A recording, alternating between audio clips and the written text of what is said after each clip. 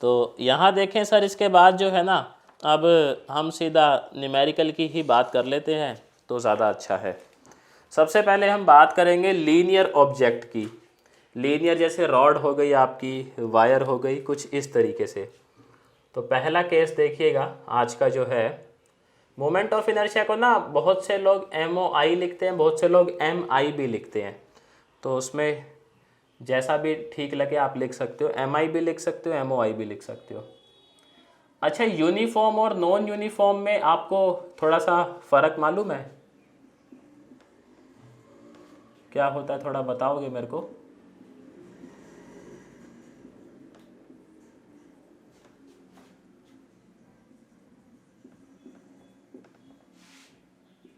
हम्म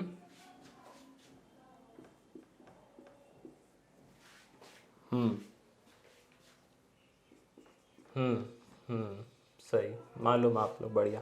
बाकी मैं थोड़ा सा और आपको एक बारी बता देता हूँ। सही कह रहे हो उस्ताद जी आप लोग जो है। अच्छा, इसमें ना एक्सिस का बड़ा ध्यान रखना है। ध्यान क्यों रखना है मैं अभी थोड़ी देर में आपको समझाऊंगा। एक्सिस क्या है पहचाननी बहुत जल्द मतलब ज़रूरी है, जो आनी चाहिए, वरना सारा क्वेश्चन जो है वो जाता है सर जी 12 के भाव। शब्दों का बड़ा ध्यान रखिएगा। देखो, यूनिफॉर्म का मतलब यही है कि आपका जो मास का डिस्ट्रीब्यूशन है, क्योंकि हम यहाँ मास के रिस्पेक्ट में ही बातें करेंगे सारी, कि जो मास का डिस्ट्रीब्यूशन है वो हर एक सेक्शन पे इक्वल मास रखा हुआ है। कभी कभी ऐसा भी होता है कि यूनिफॉर्म नहीं होता है, तो उस केस में हमें मास निकालना पड़ता है। कैसे निकालते हैं वो भी सीखेंगे। अभी यूनिफॉर्म का केस है तो कोई दिक्कत वाली बात नहीं है। कह रहा है जी रॉड है अपने पास, तो एक रॉड बना लेते हैं। डायग्राम तो भाई बना ही लेना, इसके क्वेश्चन में ना थोड़ा सा आसान हो जाता है, बिना डायग्राम के तो फिर दिक्कत है। तो ये अपने पास मान लो उस्ताद जी रॉड है। वैसे तो ज़्यादा मैंने वो बना दी चौड़ी, थोड़ी सी पतली कर देते हैं इसको। ठीक है, इसमें क्या हुआ, इसकी लेंथ जो है वो 2a है, और यहाँ पे क्या कह रहा है कि जो अपनी एक्सिस है जिसके अबाउट हम इसको घुमाने की कोशिश करेंगे, वो कैसी है sir ji, line through N and perpendicular to the rod. अब समझिएगा, जैसे ये रॉड है मेरी, तो मेरी जो एक्सिस है वो किसी एक एंड से पास करेगी, लेकिन इस रॉड के क्या है, परपेंडिकुलर। तो एक्सिस कैसा होना चाहिए, ऐसा होना चाहिए क्या? देखो तो ज़रा, है ना। कभी कभी बोल देता है सर जी पैरेलल, तो पैरेलल में मतलब फिर एक्सिस इसी वाले प्लेन में आ जाती है। ये 2D और 3D में बहुत पंगा करता है एक्सिस का, तो उसको थोड़ा सा ध्यान रखिएगा। 1D में तो, लीनियर में तो खैर इतना इशू नहीं होता।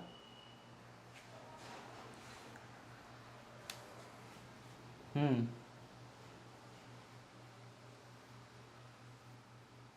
तो इस तरीके से रहा होगा ना एक्सिस। हाँ, कहीं भी ले सकते हो, कोई दिक्कत नहीं है। हम मान लेते हैं सर हमारी जो एक्सिस है वो है ए डैश, तो let axis of rotation A dash है अपनी। इसके बाद देखो आपने क्या करना है, हम अब यहाँ पे एक छोटा सा इसका सेक्शन कंसीडर करेंगे, क्योंकि फिलॉसफी तो यही है ना अपनी, कि एक इसका छोटा सा हिस्सा लेंगे, उसको हम ये मानेंगे कि वो पॉइंट मास है, उसके लिए मोमेंट ऑफ इनर्शिया निकालेंगे और उसको फिर हम इंटीग्रेट मार देंगे। तो छोटा सा इसका सेक्शन कंसीडर किए। अब क्योंकि इसके पास सिर्फ लेंथ है, तो इसको कितना मान लें सर जी, छोटी लेंथ dx, है ना, इस सेक्शन की लेंथ को। और ऐसा अज्यूम कर लेते हैं कि ये जो अपना एक्सिस है, यहाँ से इसका जो परपेंडिकुलर डिस्टेंस है ये कितना रहा होगा, x। तो x डिस्टेंस पे हमने एक छोटा सा एलिमेंट कंसीडर किया जिसकी जो लेंथ है वो कितनी थी सर, dx। फॉर्मूला क्या कहता है, मुझे इस सेक्शन का मास चाहिए, mr² फॉर्मूला है, तो इस सेक्शन का मास चाहिएगा। तो लीनियर जब भी ऑब्जेक्ट रहेगा ना, आप सबसे पहले एक काम करना, आप निकाल लेना लीनियर मास डेंसिटी। क्या निकालोगे सर, लीनियर मास डेंसिटी। आमतौर पर ये कन्वेंशन है कि लीनियर मास डेंसिटी को रिप्रेजेंट करवाया जाता है लैम्डा से। किससे रिप्रेजेंट करवाएंगे? लैम्डा से, कॉमन है ये। इसका फॉर्मूला होता है sir mass of whole object या whole rod divide by length. आप देखें सर पूरी रॉड का मास कितना अज्यूम कर लें हम लोग? m अज्यूम कर लें क्या? और पूरी रॉड की लेंथ कितनी है भैया? 2a। तो इससे हमें समझ क्या आता है, जैसे बचपन में सर हमने वो पढ़ा था कि एक टॉफी का रेट 2 रुपये है, तो 2 टॉफी कितने रुपए की आएंगी?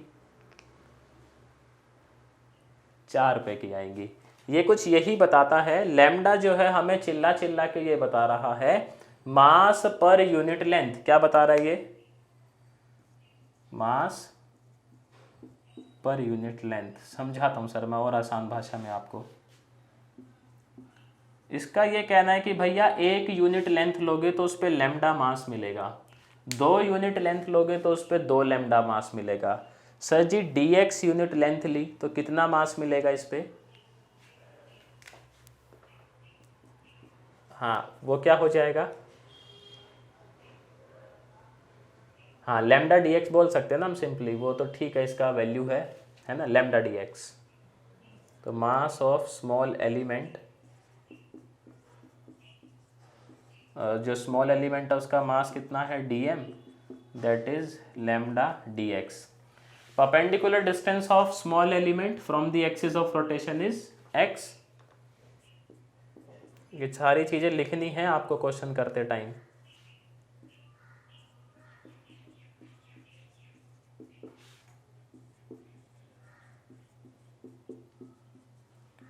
फ्रॉम एक्सिस ऑफ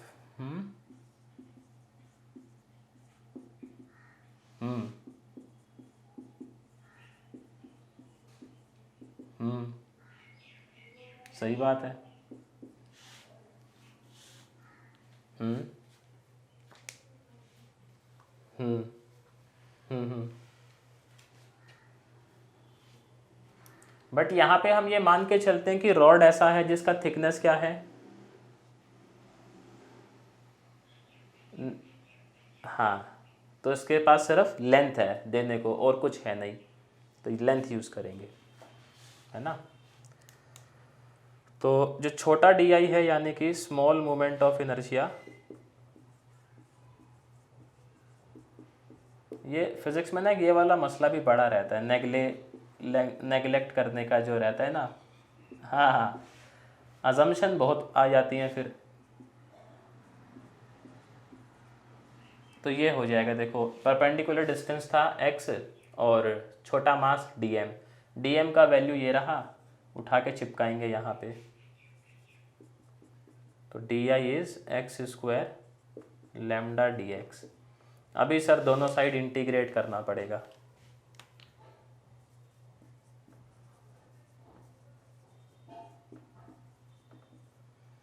तो यहाँ तो सीधा आई आ जाएगा, और यहाँ लिमिट्स क्या लगेंगी बताओगे मेरे को?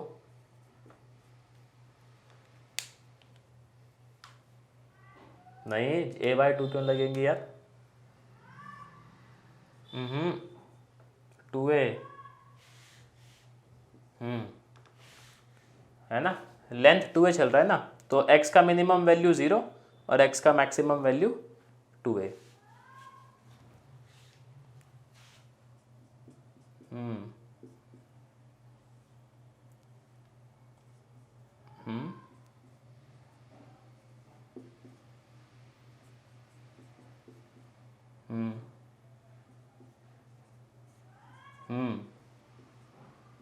तो आप ये देखो ना, जो मैथमेटिशियन है जैसे यूलर है, यूलर ने भाई साहब फिजिक्स में भी बहुत झंडे गाड़े हैं। यूलर इक्वेशन देखेंगे फ्लूइड में, तो साइंटिस्ट लगभग कॉमन से ही है। न्यूटन है, दोनों में ही है, आइंस्टीन दोनों में ही है। ये इनसेपरेबल हैं दोनों। ये हो गया 8a³। सर अब लैम्डा का वैल्यू पुट कर दें, m/2a। मतलब ये एक तरीके से है 2 जिस्म और 1 जान। फिजिक्स लॉजिक बनाता है और मैथमेटिक्स उसको क्या करता है, फिर थप्पा लगाता है कि सही है भाई, बिल्कुल सही सोचे।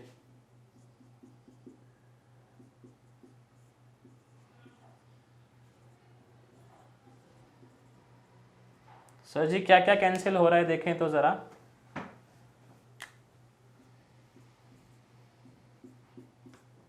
तो आई कितना आ गया, 4m, आगे a²/3। तो इससे ये समझ आया कि अगर हम इस रॉड को घुमाना चाहें इस एक्सिस के अबाउट, तो ये रॉड हमें क्या करेगी सर जी, इतना रेजिस्टेंस ऑफर करेगी। समझ आ गई सर जी इसका लॉजिक जो है। हाँ कर लो, नोट कर लो।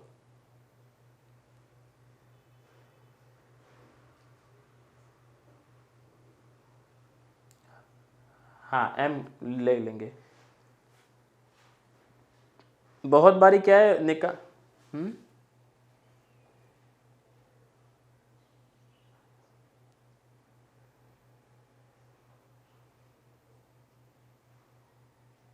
हाँ कोई इशू नहीं है, लिख सकते हो। हम्म।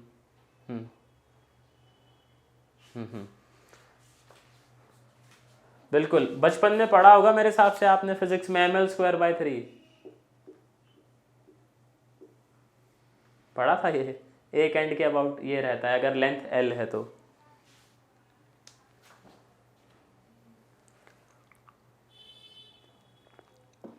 चलो कोई बात नहीं।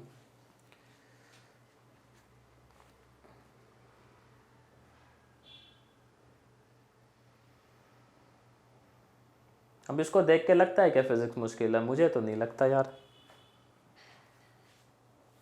सिंपल ही है। बस जो जो वो बातें बताता जा रहा है वैसे वैसे मानते जाओ, चीज़ें समझते जाओ, आंसर आते जाते हैं। Moment of inertia basically resistance है उस्ताद जी, यूनिट होता है ना इसका। यूनिट देखो क्या होगा, मास का यूनिट क्या होता है स्टैंडर्ड, बताओ? kg। वेरी गुड सर जी। हाँ तो इसका जो स्टैंडर्ड यूनिट है वो क्या रहता है, kg/m²। बट मैथमेटिक्स जो करते हैं हम लोग, यहाँ पे कोई बात नहीं करते ना ऐसा कि मास किलो में लिया है, डिस्टेंस मीटर में ले रहे हैं। तो आमतौर पर आप ये पाएंगे कि जो मैथ्स वाली बुक्स हैं वो सिंपली ऐसे लिख देती हैं, और फिज़िक्स में साथ में यूनिट भी लिखी रहती है। kg/m², kg/m², kg/m²।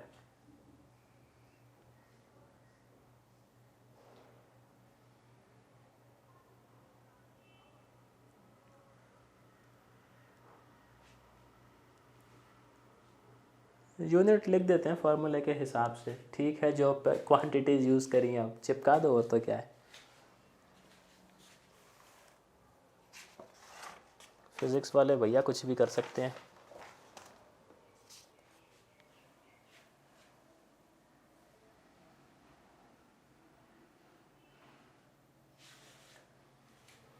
और कई बच्चे ऐसे होते हैं 11th में ये सोच के मतलब मैथ से पीछा छुड़ाते हैं कि बायो ले लेंगे तो मैथ्स नहीं रहेगा। उन्हें क्या पता फिज़िक्स इंतज़ार ही कर रही होती है धप्पा करने के लिए।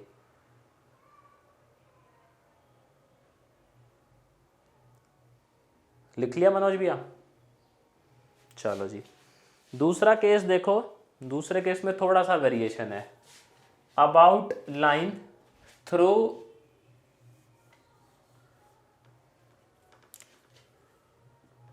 Mid point.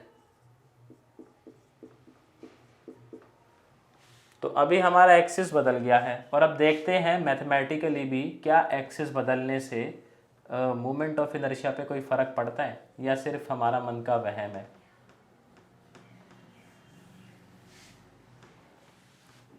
मतलब क्या न्यूमेरिकली देखा था आपने? हाँ वैसे तो हमें लग रहा है कि फ़र्क पड़ना चाहिए, क्योंकि यहाँ से पकड़ रहे हैं तो जोर ज़्यादा लगाना पड़ रहा है और बीच में से हमें जोर कम लगाना पड़ रहा है। तो बीच में से अगर मैं निकालूँ तो मतलब मेरा जो मोमेंट ऑफ इनर्शिया है वो इससे क्या हो जाना चाहिए, कम होना चाहिए कि ज़्यादा होना चाहिए, कम होना चाहिए। हमारा लॉजिक तो ये कहता है, बाकी देख लेते हैं मैथमेटिक्स क्या कहती है इसकी।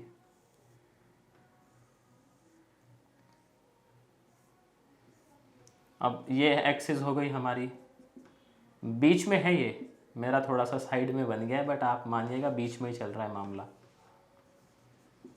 सर फिर से वही एक एलिमेंट कंसीडर करेंगे हम लोग यहाँ पे, किसी भी साइड ले सकते हो, कोई दिक्कत नहीं है। हाँ ए, अच्छा मैंने वो, ठीक है, हाँ ए होगा, सही बात है। ये अपना x यहाँ से हमने लिया, तो देखो चेंज कहाँ आएगा इस डेरिवेशन में, इंटीग्रेशन पार्ट में चेंज आएगा बस, बाकी तो सेम रहेगा ना, है ना। इंटीग्रेशन में लिमिट्स बदल जाएंगी अपनी। तो जब इंटीग्रेशन करेंगे भैया तो यहाँ तो आए, और यहाँ अब लिमिट क्या जाएंगी, नहीं माता रानी पाप लगाएगी आपको, ऐसे बोलोगे तो माइनस ए से ए। ये जो एक्सिस ऑफ रोटेशन है ना, आप इसको एक तरीके से रेफरेंस की तरह ही ट्रीट करते हो, तो जो इससे आगे है वो पॉजिटिव, जो इससे पीछे है वो नेगेटिव। हाँ सेम ही बात है, हाँ सेम है, कोई दिक्कत नहीं, कर सकते हो आप। हम भी देखो यही करेंगे सर, ये इवन फंक्शन है ऑड फंक्शन है, हाँ और सिमेट्री तो है ही, आप बोल सकते हो ड्यू टू सिमेट्री, कोई दिक्कत नहीं है।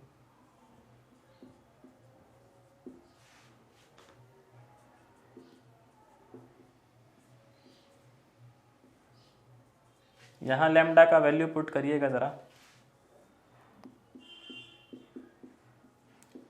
2 कौन सा, ये बाहर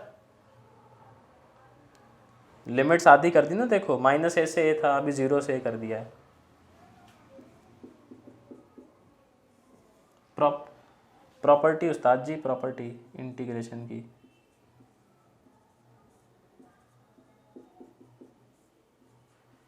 आप देखें सर क्या कैंसिल हो रहा है यहाँ पे, 2a,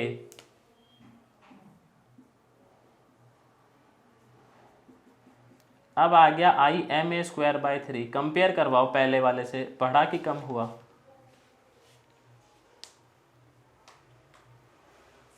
कम हो गया। तो मतलब हमारा जो लॉजिक है उसको मैथमेटिक्स क्या कर रहा है सर जी, कर रहा है वेरीफाई। यही तो खूबसूरती है मैथमेटिक्स की, मतलब बनाने वाले को सलाम है।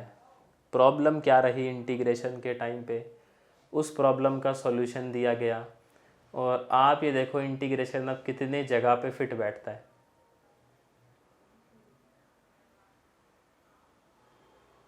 तो बनाने वाले ने भी नहीं सोचा होगा।